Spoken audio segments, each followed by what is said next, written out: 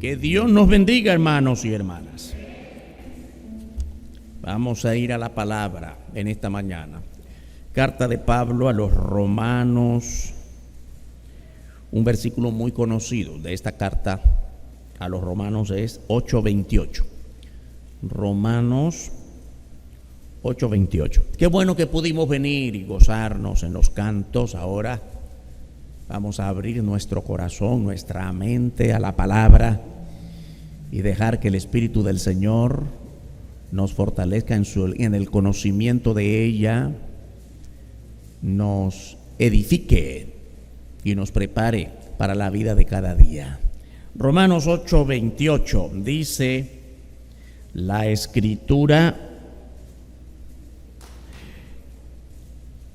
y sabemos que a los que aman a Dios, todas las cosas les ayudan a bien. Esto es, a los que conforme a su propósito son llamados. Amén.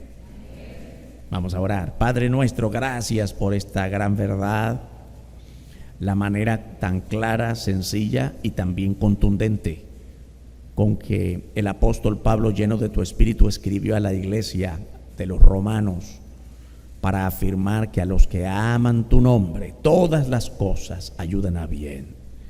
Ayúdanos a ser encontrados nosotros entre los que amamos tu nombre de modo correcto según las Escrituras, para ser también de los que somos bendecidos.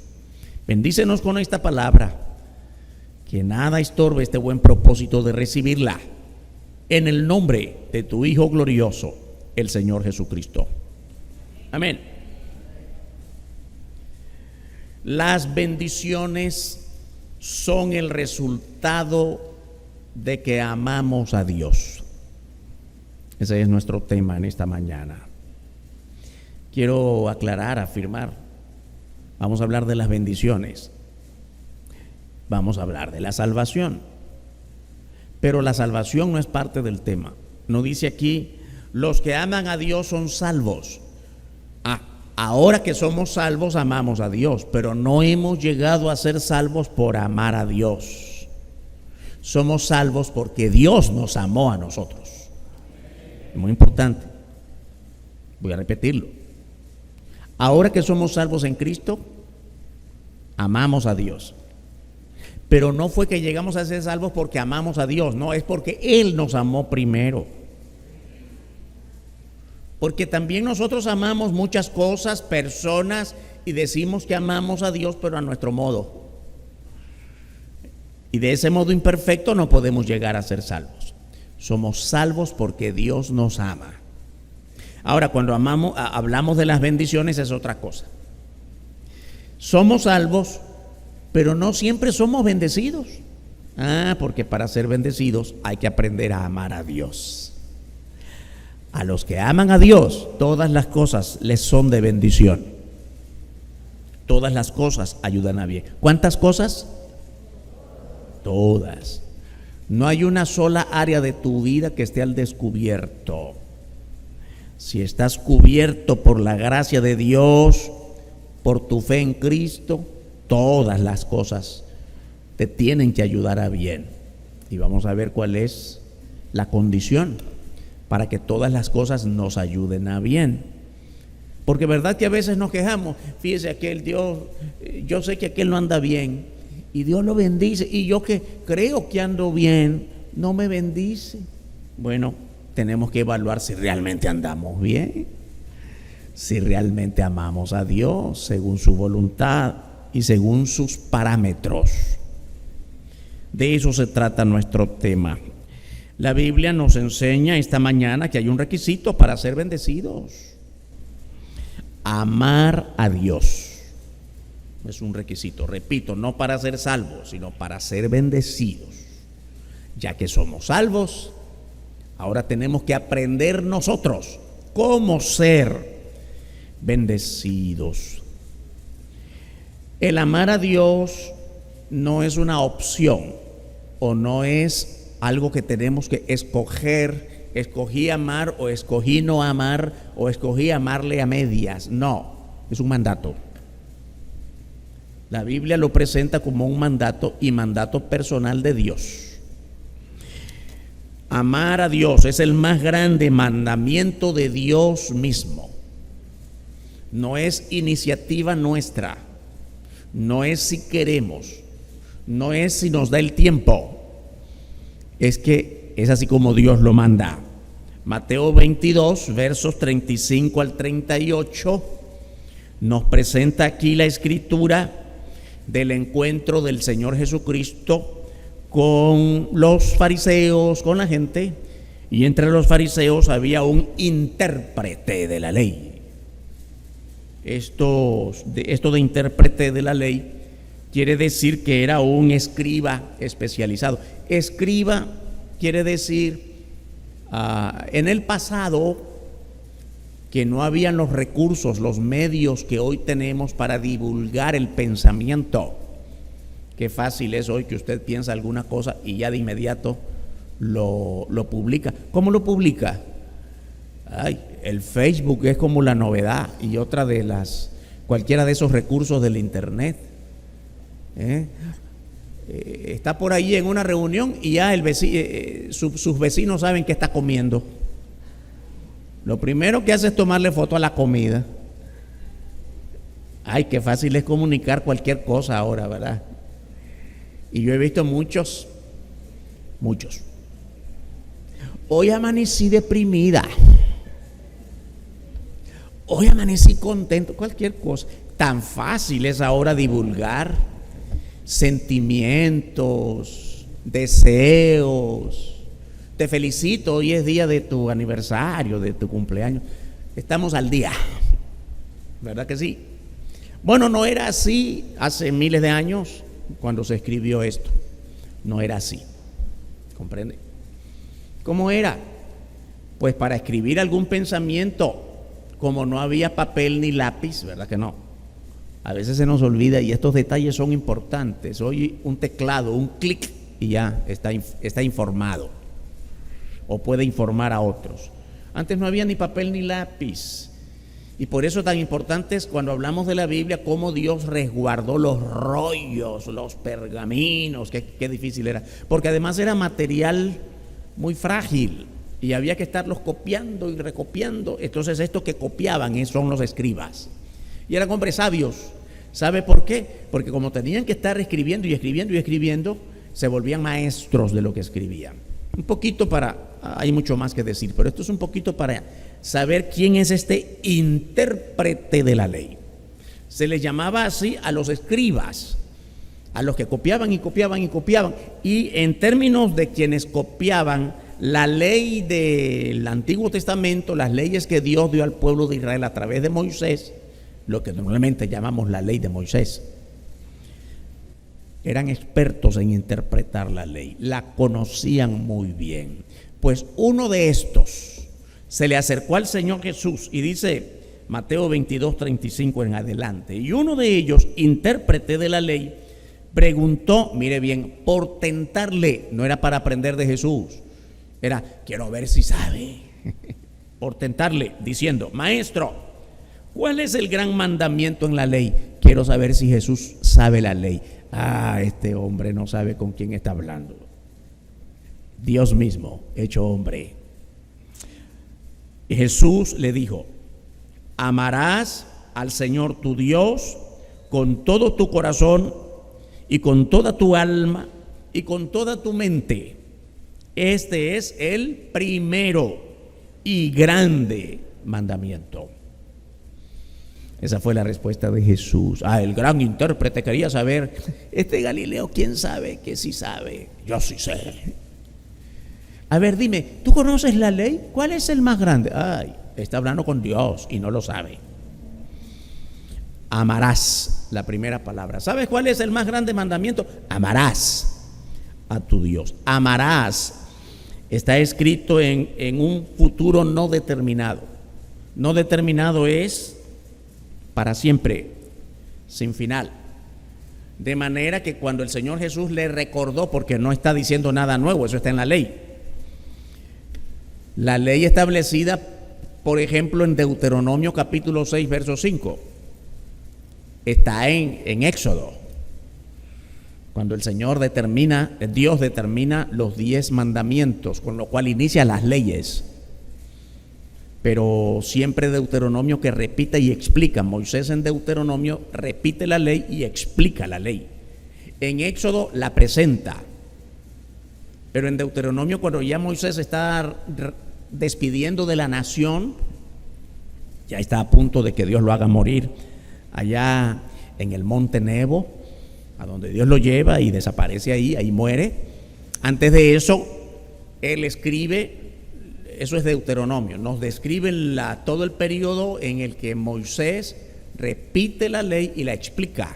Y eso está en Deuteronomio 6, el capítulo 6.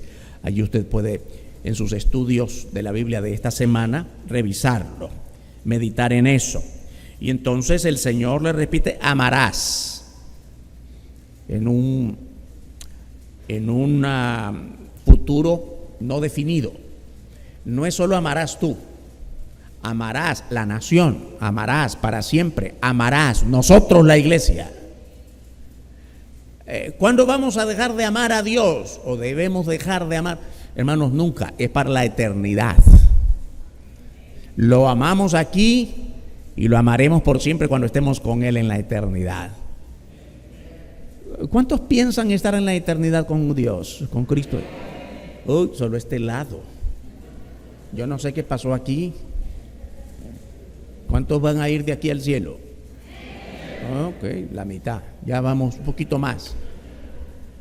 Debemos estar seguros de que vamos a estar con Cristo por la eternidad. Y cuando dimos nuestra fe en Cristo y Él nos hizo salvos, empezamos a amarle.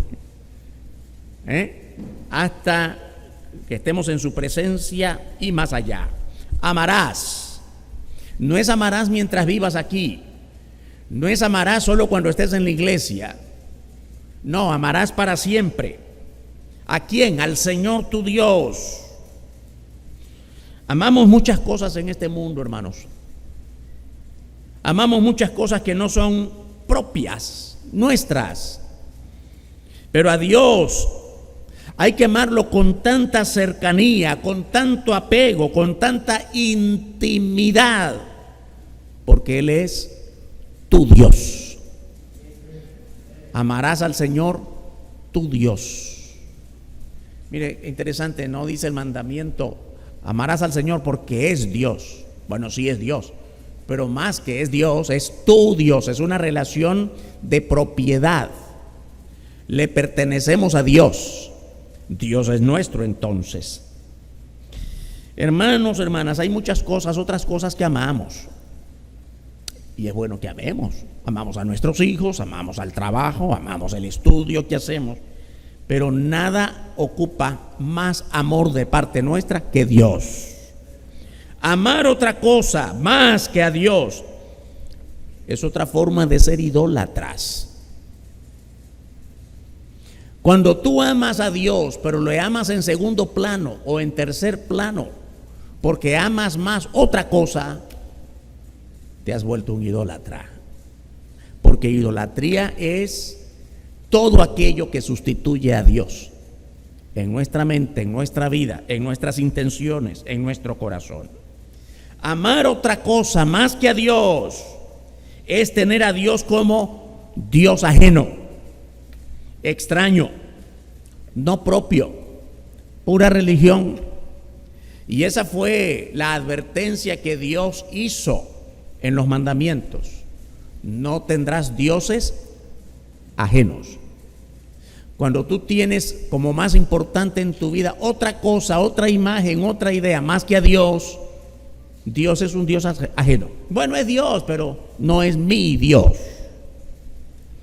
Amarás al Señor, tu Dios. Ahora observe la característica de este amor.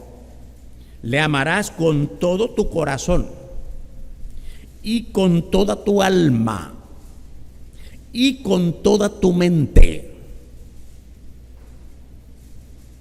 La intención de mencionar aquí corazón, alma y mente no es la de apelar a facultades del cuerpo, sino la de apelar a la integridad integralidad del hombre en su amor a Dios, amarlo en nuestra totalidad humana. Otras veces hemos estudiado esto de los idiomas, tanto el hebreo como el griego, los dos idiomas predominantes de la Biblia. El griego en el Antiguo Testamento, perdón, al revés, el hebreo en el Antiguo Testamento, el griego en el Nuevo. Esto de "y" lo hemos estudiado cuando decimos la Biblia nos enseña que el Señor Jesús estableció la Santa Cena, la Cena del Señor, y más bien el bautismo, cuando celebramos el bautismo en agua. ¿En qué nombre celebramos el bautismo? En el nombre del Padre y del Hijo y del Espíritu Santo. ¿Por qué no como en el español? En el nombre del Padre, coma, del Hijo, coma, del Espíritu Santo. ¿Por qué el "y"? Porque el "y" es mucho más que inclusivo, es personalizado.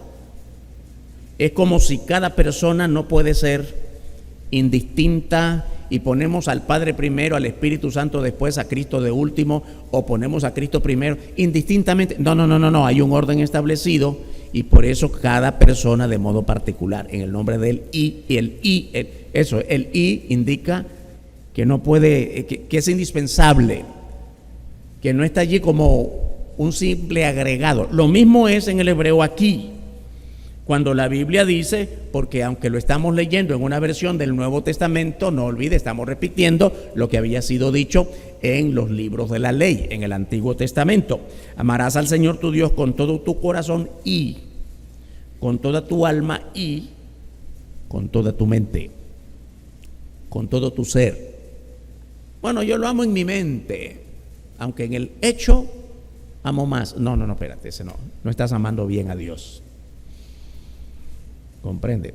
Yo amo a Dios, aunque no me interesa estar con los hermanos orando, no voy a la iglesia. No amas a Dios. Dios determinó a la iglesia para que todos crezcamos en la iglesia, no fuera de ella. Es parte de amar a Dios. Bueno, yo amo a Dios aunque no me llevo bien con los hermanos. Hay unos cuantos que yo no me llevo bien y no me importa. Pues estás amando mal, porque no se puede amar a Dios haciendo a un lado al hermano.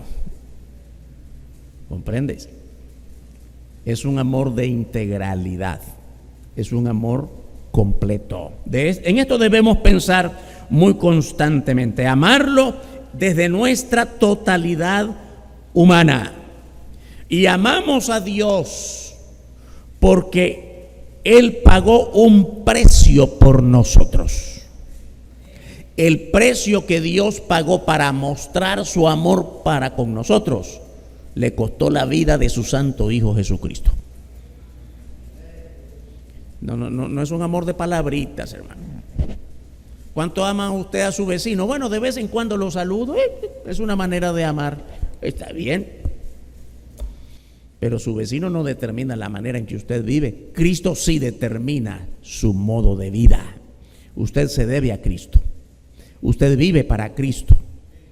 Usted debe amar a Cristo al modo que Él quiere ser amado. Y sigue diciendo el pasaje, esto de amar a Dios con todo el corazón, la mente, el alma, es el primero y grande mandamiento. No hay un mandamiento superior a este. Amar a Dios es el mandamiento supremo. Es el más grande y es el primero. No puedes amar otras cosas más que a Dios. Si amas más otras cosas que a Dios, con razón andamos como andamos. Sé que amo a Dios, aunque amo mi trabajo. Si no trabajo, no como. Bueno, estás amando más tu trabajo que a Dios. No esperes bendiciones, porque Dios honra primero al que le ama. Y esto no es un pasaje aislado. Recuerda cuando Mateo nos dice, mas buscad primeramente el reino de Dios y su justicia. ¿Y qué ocurre después? Todo lo demás, todo lo demás será añadido. Siempre digo, hermanos, que nosotros aplicamos este pasaje al revés. Mas busquemos primeramente el trabajo, porque si no, no comemos. Y busquemos primeramente la seguridad de la familia, porque si no, se destruye la familia. Mas busquemos nuestra seguridad intelectual, moral, social y todo lo demás. Dios, si nos da tiempo, con razón estamos como estamos. No, el mandamiento supremo es primero a Dios, busca la justicia de Dios, ama a Dios, Él se encarga de lo demás. Cuando dice la Biblia que Él se encarga de lo demás, todo lo demás vendrá por añadidura. No es ora a Dios y siéntate a esperar. No, esfuérzate, sé valiente, trabaja, estudia, haz tu vida, pero primero Dios. Entonces todo lo demás, las puertas cerradas las abre Dios.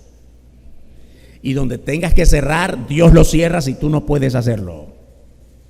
Es Dios el que está en el timón supremo de nuestra vida.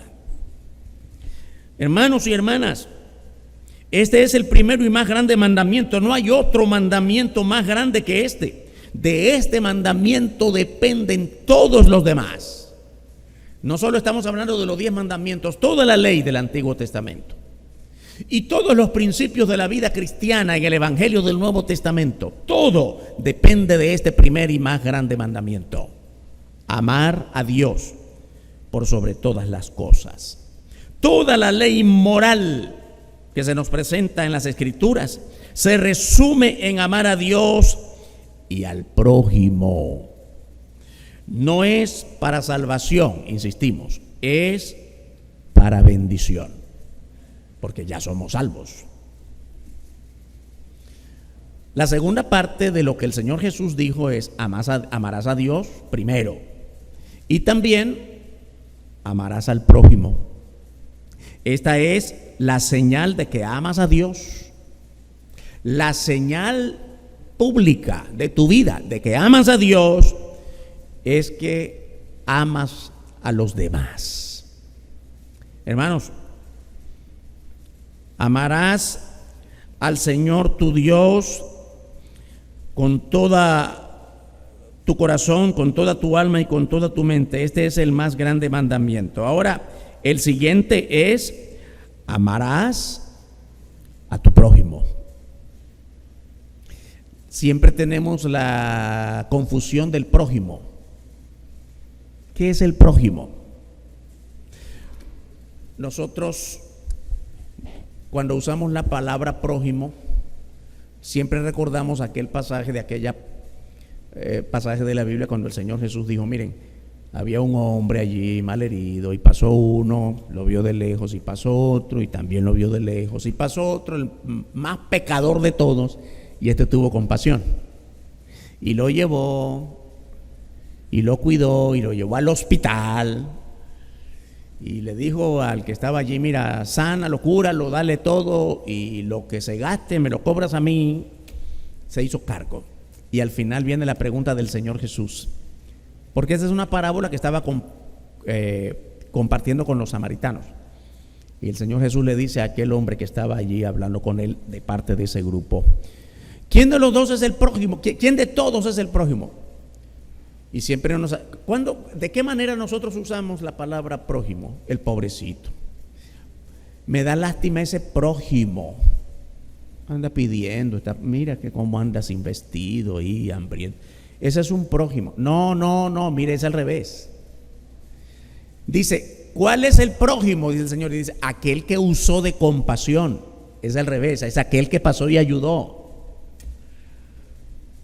Hay que aprender un poquito los detalles de la Biblia. No es el pobre, ese no es el prójimo, es el que ayuda a los demás, es el que hace compasión con los demás, es el que, a pesar de sus limitaciones humanas, tiene compasión y quiere ser útil en los propósitos de Dios.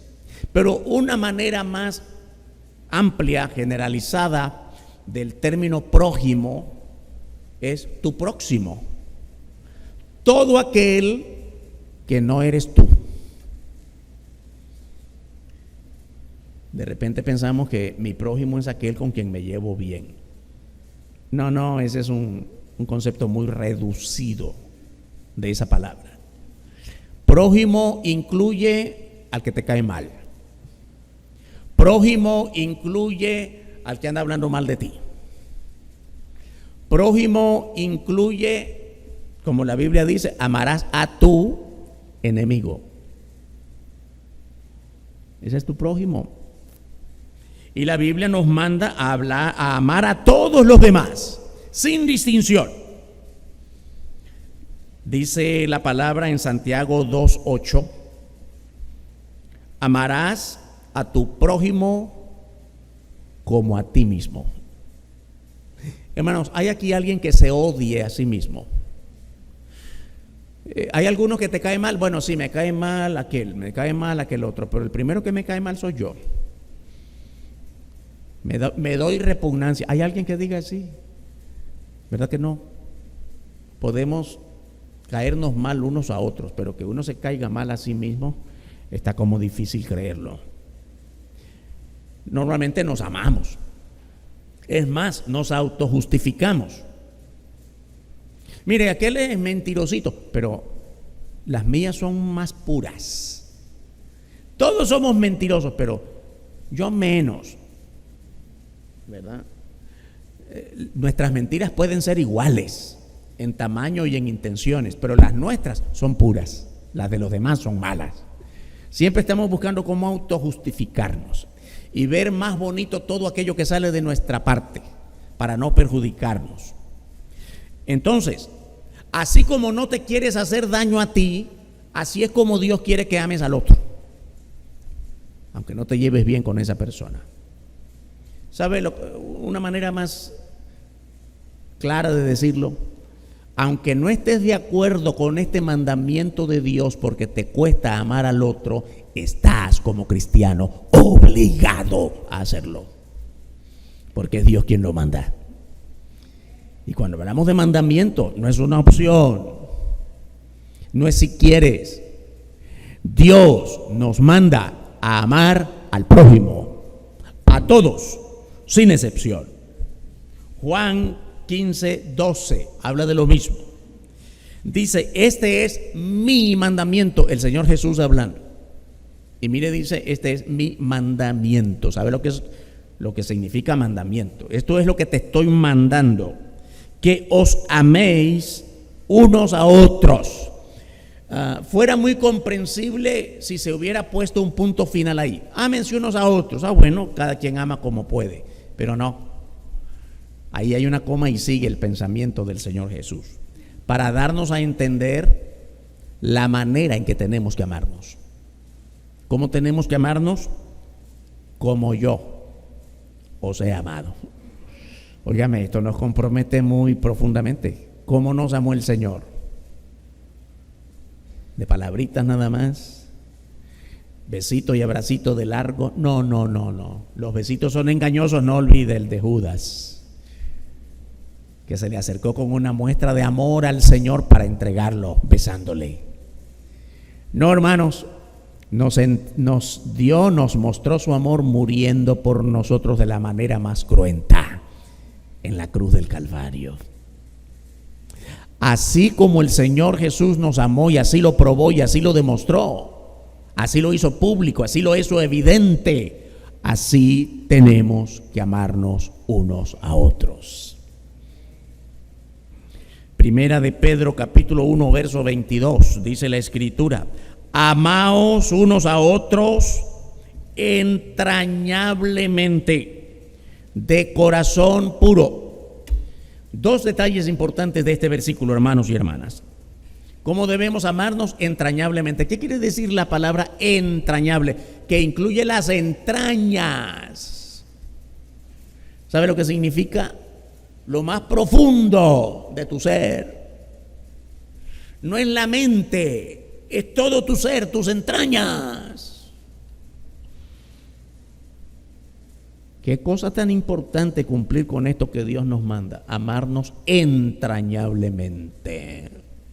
Y la segunda parte dice: de corazón puro, de corazón no engañoso, de corazón no impuro, no impío, puro, sincero, íntegro, verdadero.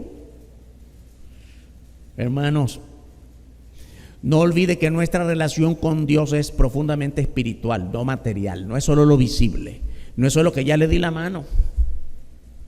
Te da la mano cualquiera. Insisto en el beso de Judas, te besa cualquiera. Pero detrás de ese beso o a lo interno de ese beso puede estar todo lo contrario.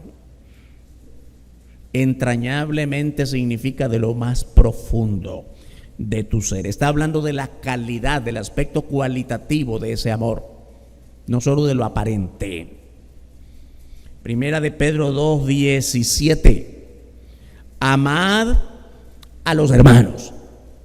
Y ya claro, esto es más directamente con la iglesia.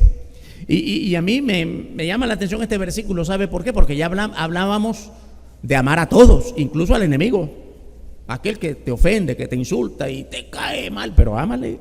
Ahora, amar a los hermanos debería ser comprensible, ¿no? Bueno, somos hermanos en Cristo y nos amamos todos, pero no nos amamos todos. No es cierto que nos amamos todos. No nos juntamos con todos. ¿Verdad que no a todos les damos la mano? Yo no sé si hay algún hermano aquí, no le voy a decir que se levante, que se ponga de pie o levante la mano, pero yo no sé si hay alguno aquí que le da la mano a uno por uno. Le da la mano a los suyos, a los más cercanos. Bueno, tal vez porque viene tarde y ya cuando decimos amén para salir, ya la mitad ya salió y ya no nos dio tiempo de saludarle. Pero si fuera que todos nos quedamos para conversar, como en efecto muchos nos quedamos buen rato, no a todos les damos la mano. Vaya, como una simple expresión de amistad en Cristo. Eso, hermanos, muestra amor. ¿Comprende? Aquí dice, ámense entre los hermanos. Primera carta de Pedro, capítulo 2:17. Amad a los hermanos. Somos hermanos en Cristo. Primera de Juan 3:11.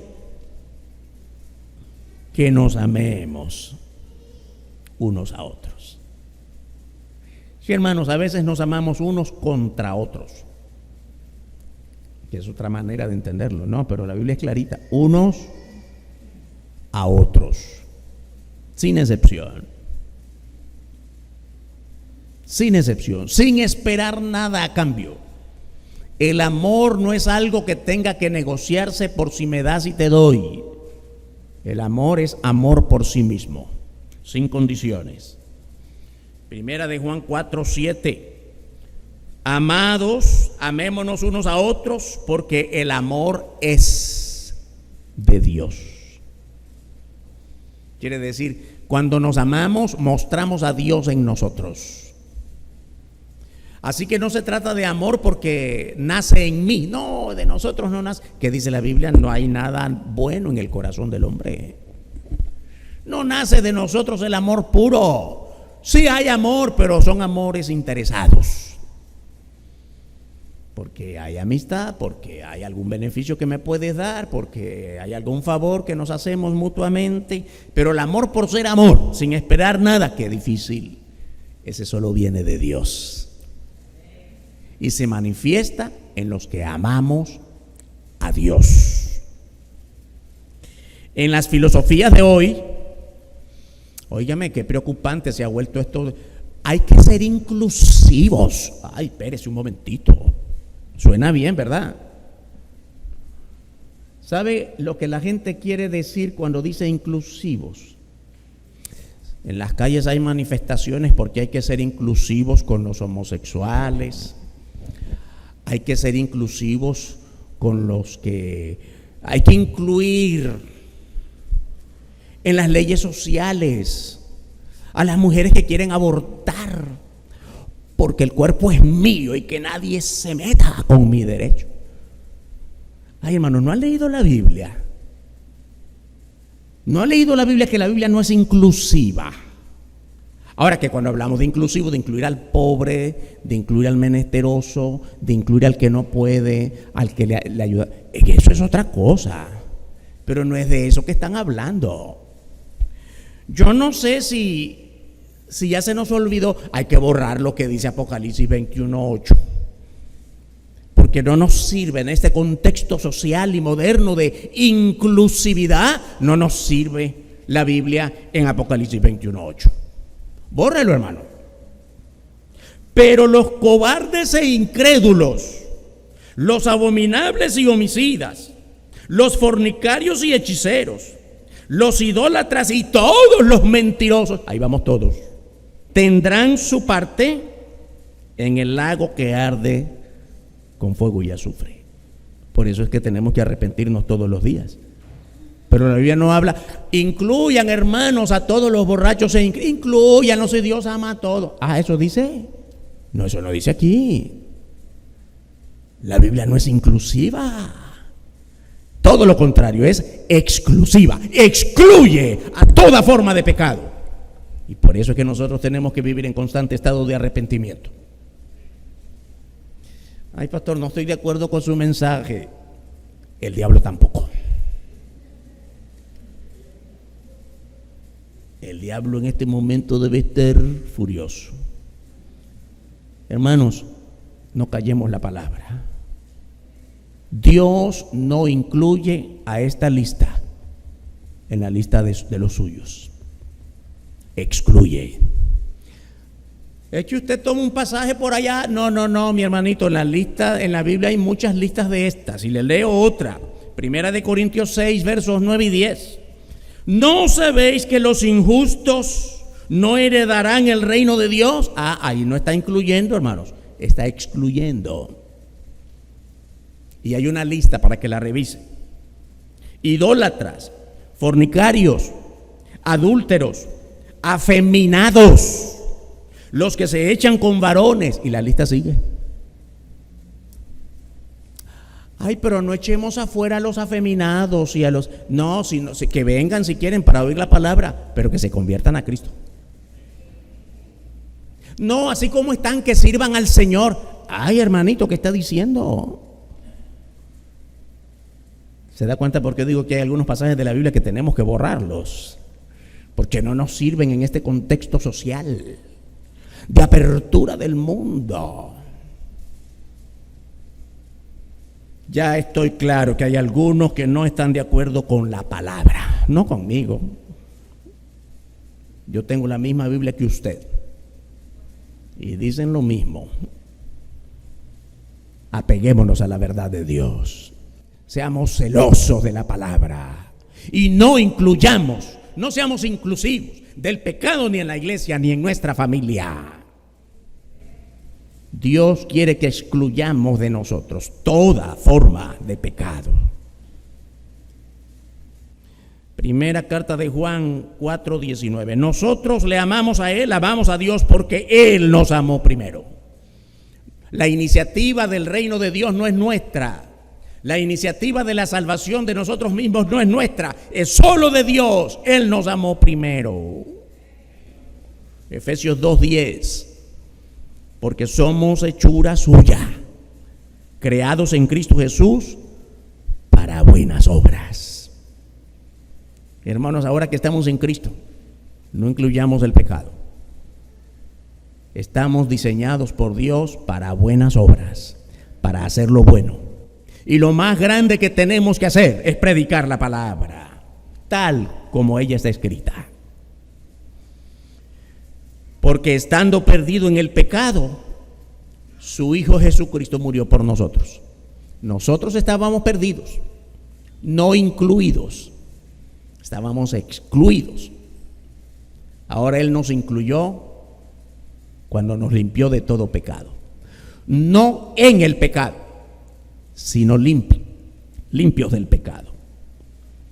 El mensaje del Evangelio, hermanos, es para que recibamos a su Hijo Jesucristo como Señor, para ser salvos. Ahí comienza el cambio de la vida de toda persona, recibiendo a Cristo como el Señor de señores, única forma de ser salvos. Juan capítulo 10, verso 9, dice la Escritura: yo soy la puerta, el que por mí entrare será salvo. Solo Jesús es la puerta, no hay otra puerta, no hay otro camino. La única manera, hermanos, de probar al mundo, de mostrar visiblemente en nuestra vida que amamos a Dios, que somos salvos, es que le amamos a Él, porque Él nos amó primero. Romanos 10:9 dice que si confesares con tu boca que Jesús es el Señor y creyeres en tu corazón que Dios le levantó de los muertos, serás salvo. La única manera de probar que amamos a Dios es confesando nuestra vida todos los días. Confesar es una cosa, arrepentimiento es otra. De nada sirve que confesemos si no nos arrepentimos. Confesar es solo declarar que soy pecador, pero si sigo en el pecado, ¿de qué estoy? ¿Cuál es el cambio? Confesión y arrepentimiento. No hay verdadero arrepentimiento sin confesar pecados delante de Dios. Y es la manera que probamos que creemos en el Señor con todo nuestro corazón, anunciando a la gente que Él nos levantó de entre los muertos, porque estábamos muertos en nuestros delitos y pecados, y así nos hizo salvos. Cuando amamos a Dios, hermanos, cuando amamos a los demás, de esta manera como Dios quiere que amemos, hay un gran resultado en nuestra vida. Porque toda nuestra forma de vivir con Dios tiene resultados. Te alejas de Dios, tiene resultados. No eres fiel a Dios, trae consecuencias. Amas a Dios, trae grandes resultados. Las cosas ayudan a bien cuando amas a Dios. En el Salmo 1, verso 3, dice la Escritura: aquel que ama a Dios, para usar esa frase que no está en el texto, pero a eso se refiere, aquel que ama a Dios será como árbol plantado junto a corrientes de aguas, que da su fruto en su tiempo y su hoja no cae, y todo lo que hace prosperará.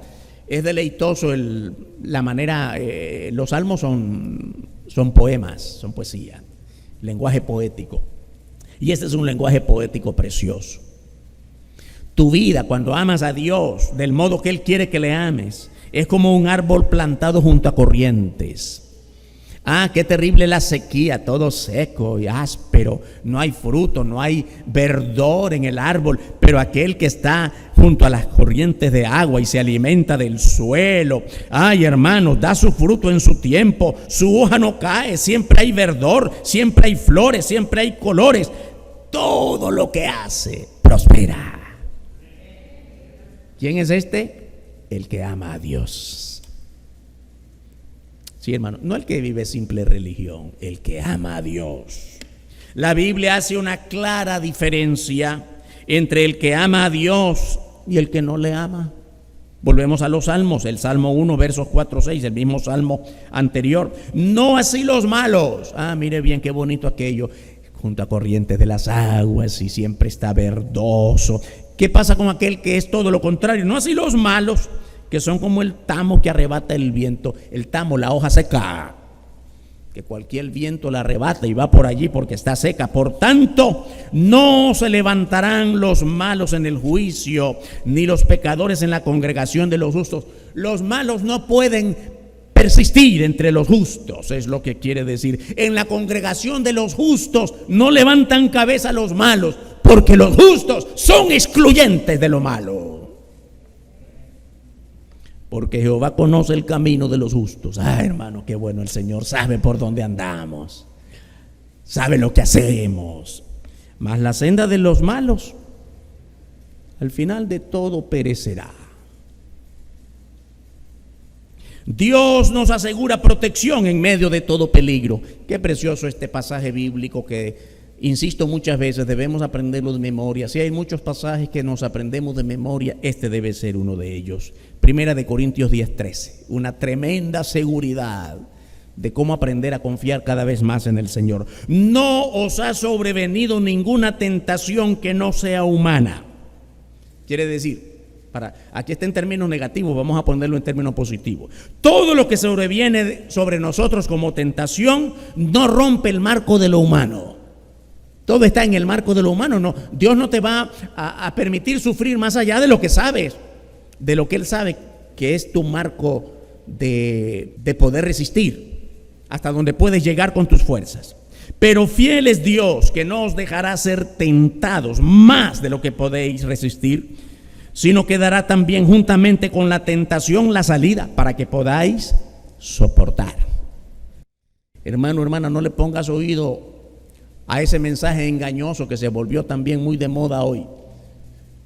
Recibes a Cristo y se acabaron los problemas. Eso dice la Biblia, que se acabaron los problemas. ¿Verdad que siempre debes al que le debes? ¿Verdad que siempre estás enfermo? ¿Verdad que siempre hay que comer porque siempre tenemos hambre? ¿Quién dice que porque somos cristianos no nos enfermamos? Y que no hay problemas. Sí hay, es más, vienen más. Porque el maligno ataca. Lo que está diciendo la Biblia es que aquel que ama a Dios, Dios le protege de tal manera que como Él sabe hasta dónde puedes resistir, Él te levanta, y donde está cerrado, Él abre la puerta. Él dará también juntamente con la tentación la salida para que podamos soportar. Ay, hermanos, dediquémonos a amar a Dios. Amémonos unos a otros. No dejes que se vaya tu hermano sin darle un apretón de manos en Cristo. Porque qué bueno, hermanos, que nos mostremos amor, cariño, aprecio. Y que de verdad sería también limitado solo, te amo en Cristo, hermano. Ora por tu hermano. Yo no sé cuántos acostumbran a tener una lista. Termino con esto. Hace unos años, uno de los más queridos misioneros de nuestras iglesias, le aprecié mucho y me apreció mucho por la gracia de Dios. Me vio nacer y crecer. Y ya cuando ya estaba de pastor, vino y pues como todos saben que mi nombre es Francisco Rubén. La mayoría solo me conoce por Rubén. Y de pequeñito solo me decían Francisco.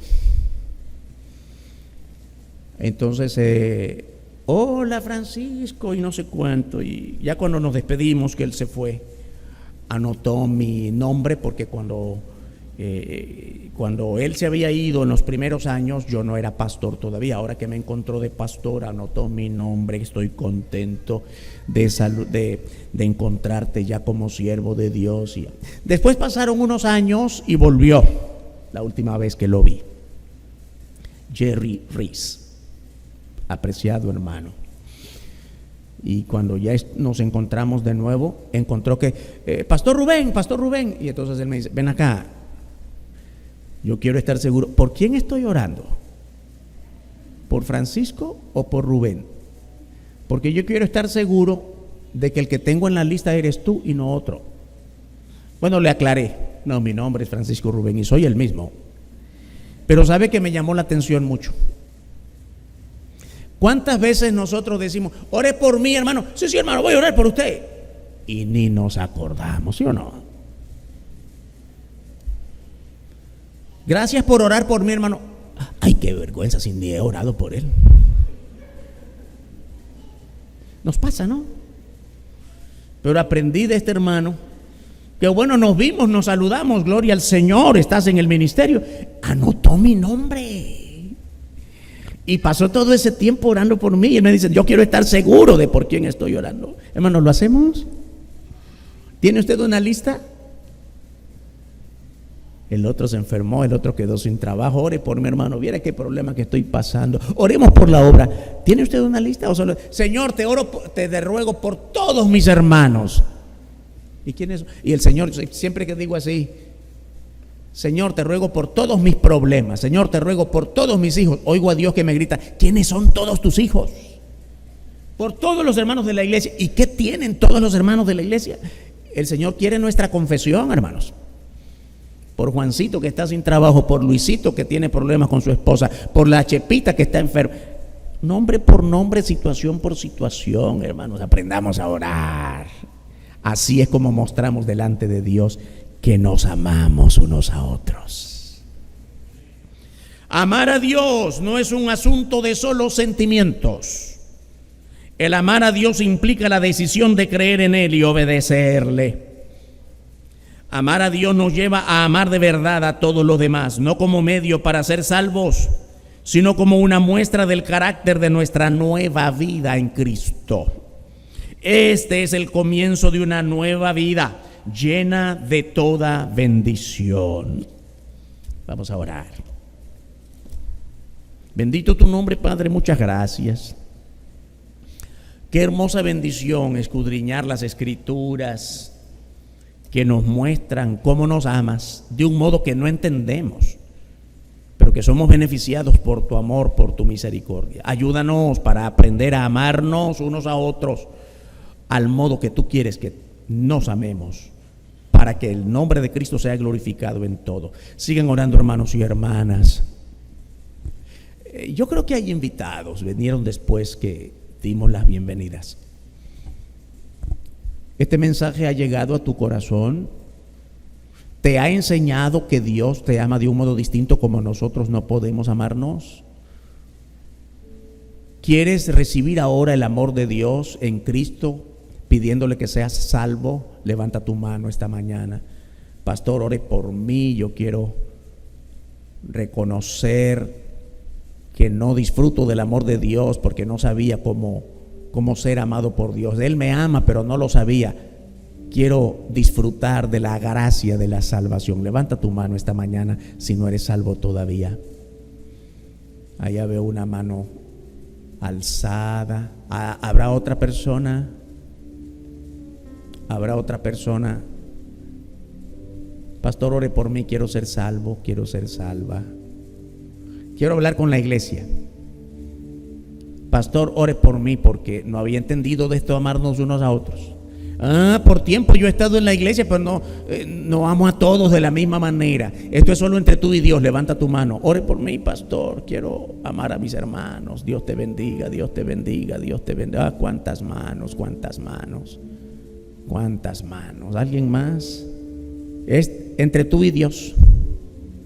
Pastor, ore por mí porque quiero aprender a amar más a mis hermanos. Sí les amo, pero Dios te bendiga, hermano. Dios te bendiga, Dios. Todos aprendemos, hermanos. No somos perfectos, pero Dios quiere que nos encaminemos a la perfección en Cristo. Por última vez, si no lo has hecho, levanta tu mano. Dios te bendiga, hermano. Dios te bendiga, hermana. Quiero pedir a esta jovencita que levantó su mano entregando su vida a Cristo. Puedes pasar aquí. Yo quiero orar y terminar de esta manera. Aquí vamos a terminar orando.